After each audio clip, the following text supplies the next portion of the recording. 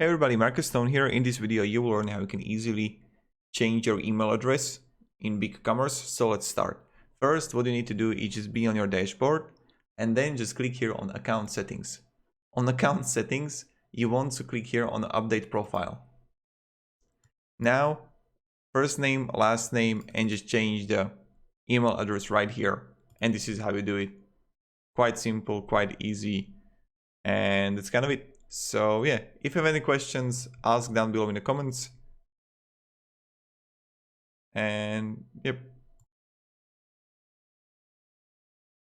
that's kind of it. Thank you, have a great day, and see ya. Goodbye.